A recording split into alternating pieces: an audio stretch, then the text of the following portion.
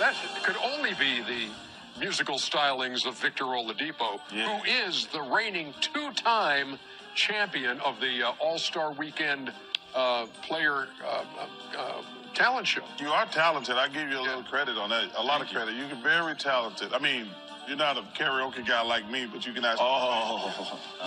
You know they call me old brown eyes, right? As a matter of fact, you both have experience singing New York, New York. His was at the Slam Dunk Contest. Yours was in Vegas. Yes. We had the show out there. Here's just a little sampling.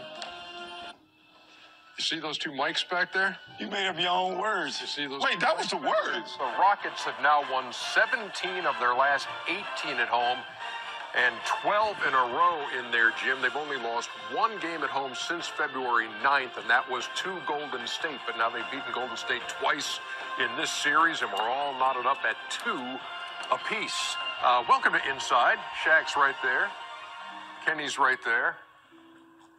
Chuck is down there. What's up, man? Were you mugging over here? No, never. Yes, you were. I don't know what you were doing. I've been in love with you since 1989. I would never do that to you. Okay, thank you. Thank you very much.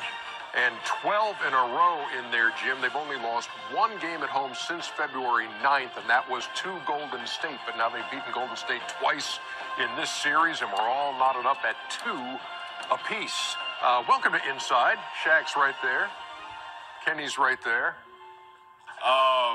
But it's been a heck of a ride, to be honest. I really can't complain. I was kind of I was a little down. I found out I was injured and I had to have surgery again, or with another knee. But at the end of the day, I have amazing teammates. Guys like Draymond, everybody on this team, they come over there, they wrap their hands around me like, yo, we got. Bro, watch my nigga Jalen Rose though. Look at my nigga Jalen Rose. Tell me that's a fucking robot or some shit. That ain't no fucking human being. Look at this nigga. He didn't move, blink, or nothing.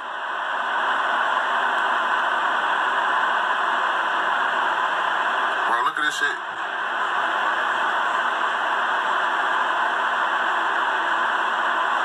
This nigga a robot too, man. They got my nigga. That's my nigga. He from my city. No, they got him too. This shit wicked than a bitch. I just peeped this shit watching the game in the finals.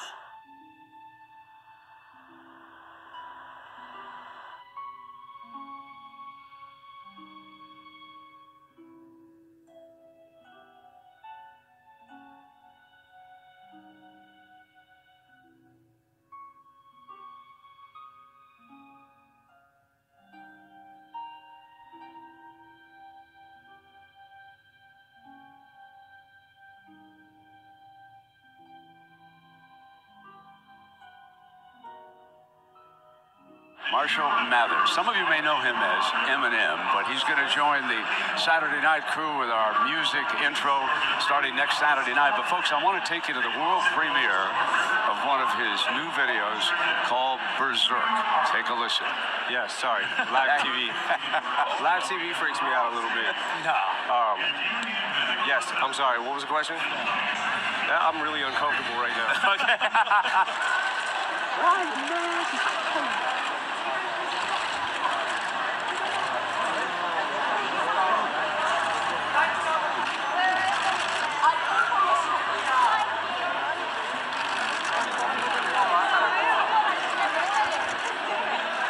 She's not going to do anything for you.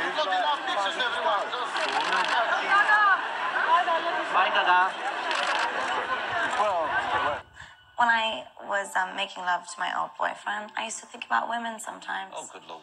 I'm sure he was delighted when you told him, because... I'm feeling great. I feel nervous, a little bit overwhelmed. I feel a little shaky. I don't know what's wrong with me. No, but it's good. No, it's good. It's good. It's good. You're going to get good. It's a question. Look great. You're like, answer my question, but I'm not asking one. Well, it's like, we're out of time, so I have to let you go. It says toss to break.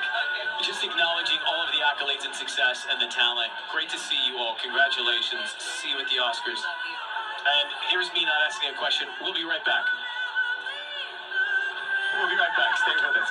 And if you miss any of my interviews or G's interviews, don't forget eonline.com. Keep it there. Get all the Grammy stuff. Ladies and gentlemen, we're right back. We'll see you later.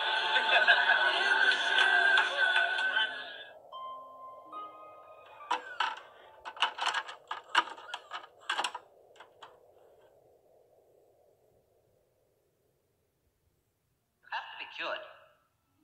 It was horrible. Of course it was horrible. Violence is a very horrible thing. That's what you're learning now.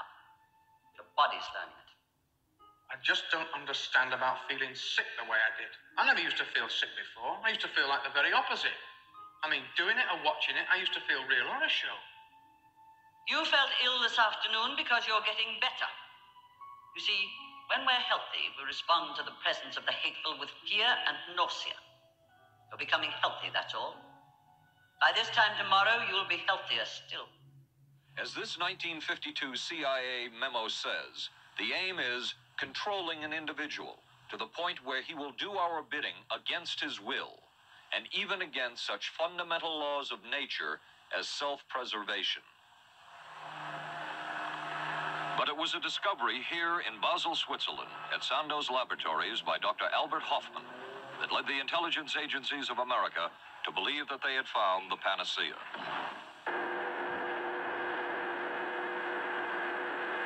The discovery was lysergic acid diethylamide, LSD. The film that you see is considered by many experts to be the closest illustration of the effects of a hallucinogenic. It was one of the first times that anybody had run into a powerful drug that was different than anything else that they knew anything about. John Gittinger, recently retired chief psychologist for the CIA. This is the first time Gittinger has been interviewed publicly.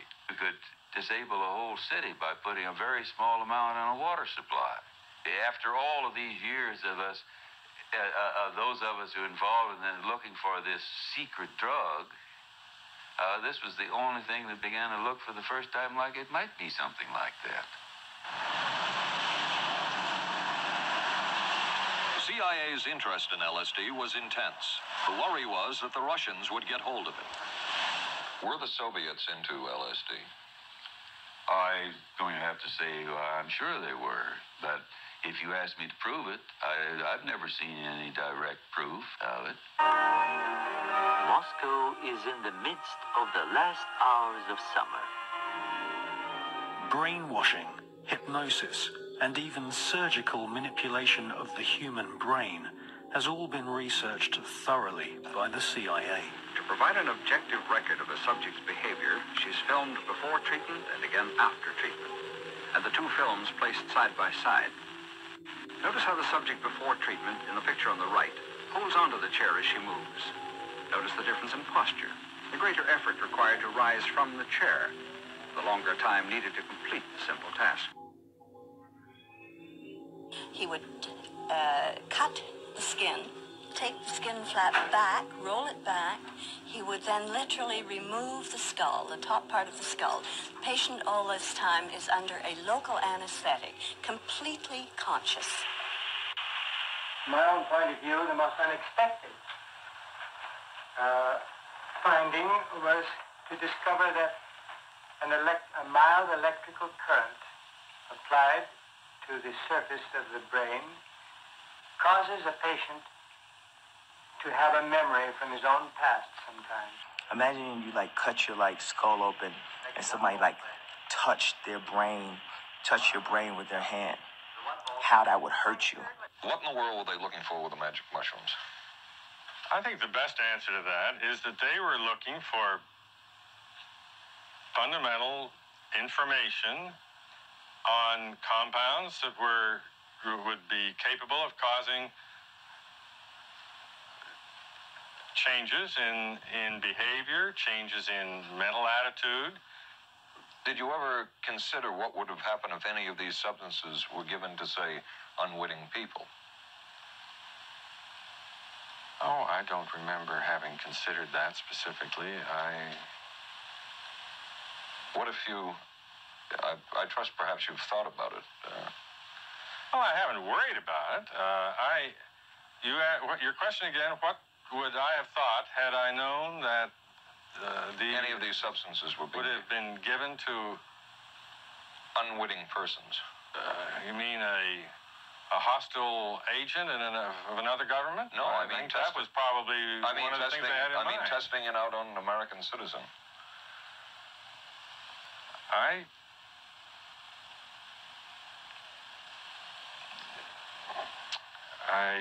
guess I must seem very, very cold-blooded about this, but I don't recall ever having been very much preoccupied with that issue.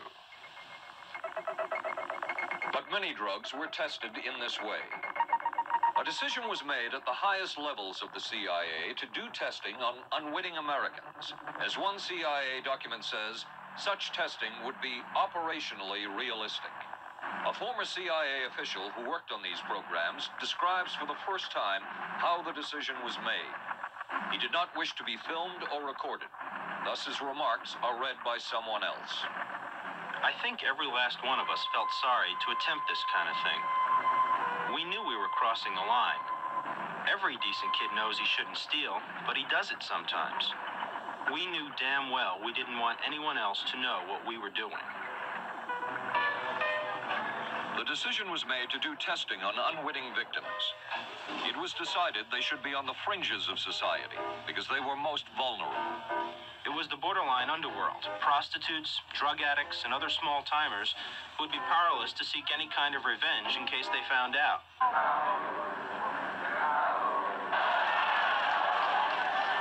History will judge the role of the CIA and other intelligence agencies in unwittingly contributing to the counterculture of the 60s through their intense interest in LSD and other hallucinogenics. But for the moment at least, the argument can be made that the CIA helped usher in the age of Aquarius.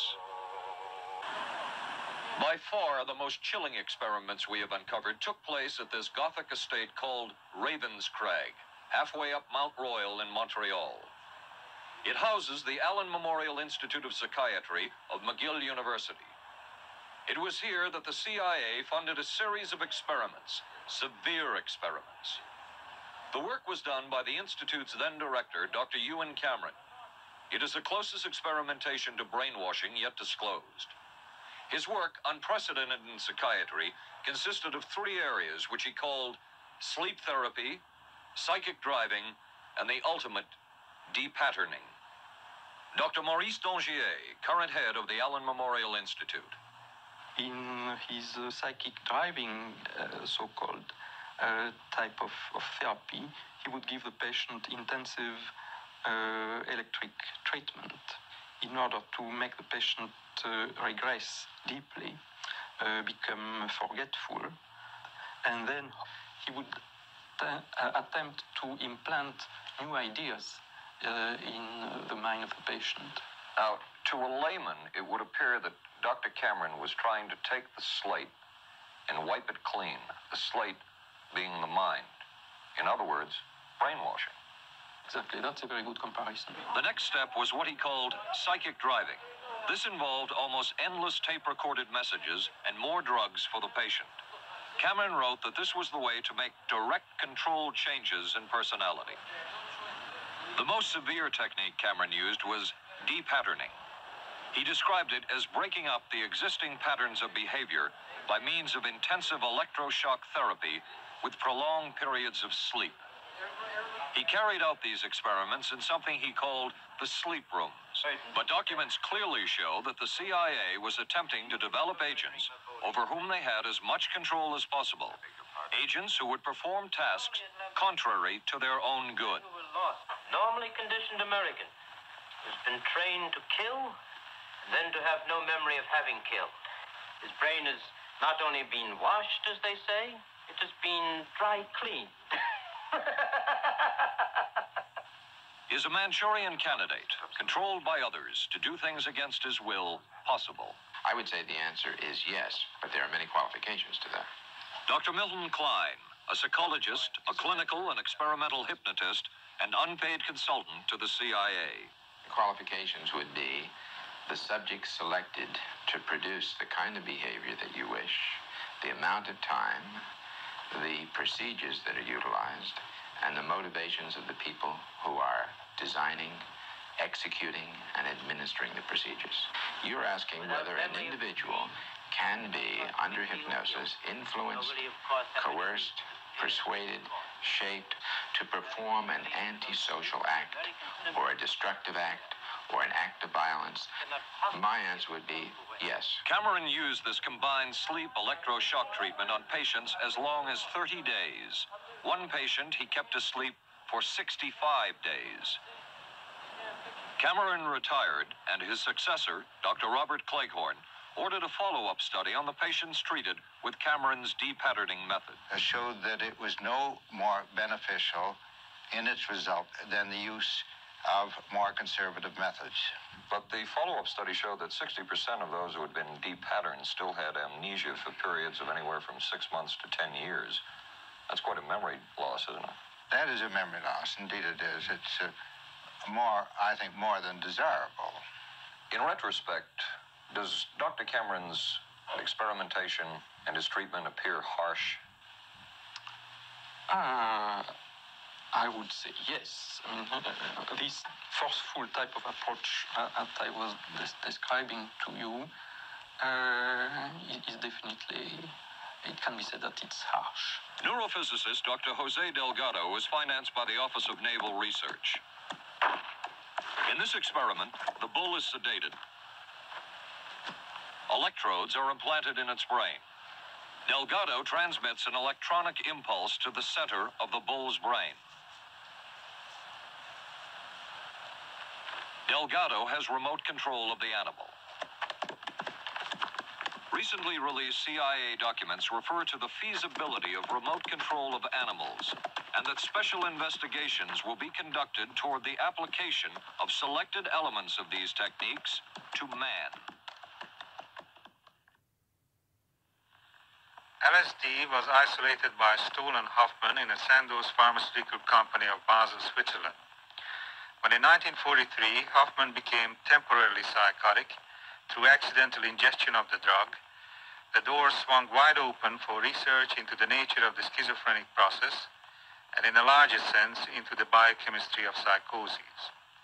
TV's Paul Coates of Confidential File undertook to film a model psychosis in our laboratory in an attempt to impress upon the public, through a case of artificial insanity, that the mentally ill is not inhabited by the devil. The battery of psychological tests compressed into 4 short hours will not be shown here. Our attention will be focused on the experiences of our volunteer subject, Bill. It's exactly 12 o'clock and we're ready to start this experiment. I'm going to give you this cup that contains lysergic acid, 100 microgram. Will you drink it? How did it taste? It had no taste. How did it look? Colorless. Now, would you tell me your name, please? William the Lark. 12:17. This is a good time to do the control EEG, so we go next door. In less than 2 hours, LSD will reach its climax. In most subjects, the alpha index drops, and the frequency analyzer will show the gradual emergence of the fast frequency bands. Single light flash will block the alpha waves for at least twice as long a period as it does now. It will modify each time the visual illusions Bill is expected to see as he lies in a dark cage with his eyes closed. Well, you told me not long ago that you were hungry. What I'm hungry for is not this sort of thing, because I want to feed off of this feeling, this joy, which seems to be coming from everything. But somehow I don't seem like I myself. I feel as though I'm several other people, and all of them better. And all very benevolent. I mean, even I feel about that I'm not describing the word benevolence the way I mean it.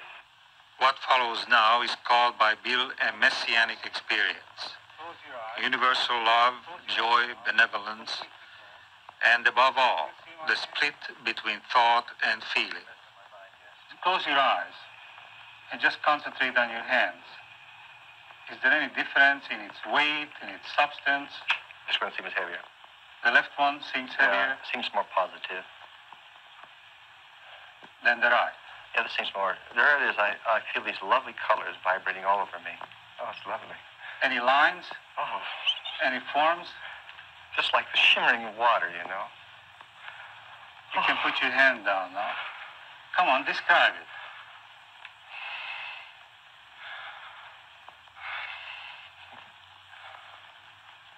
You feel happy now? Do you feel happy? Yes. Oh, you must be because you have tears in your eyes. Oh. Is that a beautiful experience, would you say? I would say yes. Describe it again. Oh, I don't know.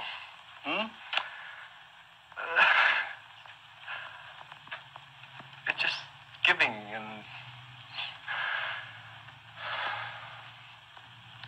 You're doing fine. Just try to describe it. Oh, you don't know. You want to give yourself... You want to give yourself as much as you can. What happens when I do this?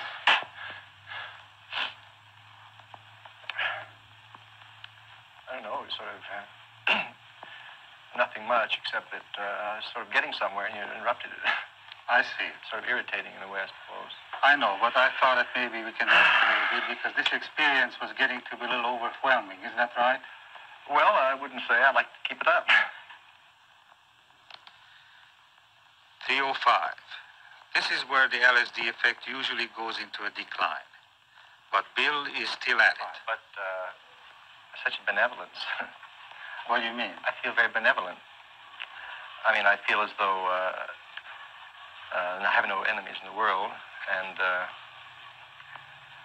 this is very lovely.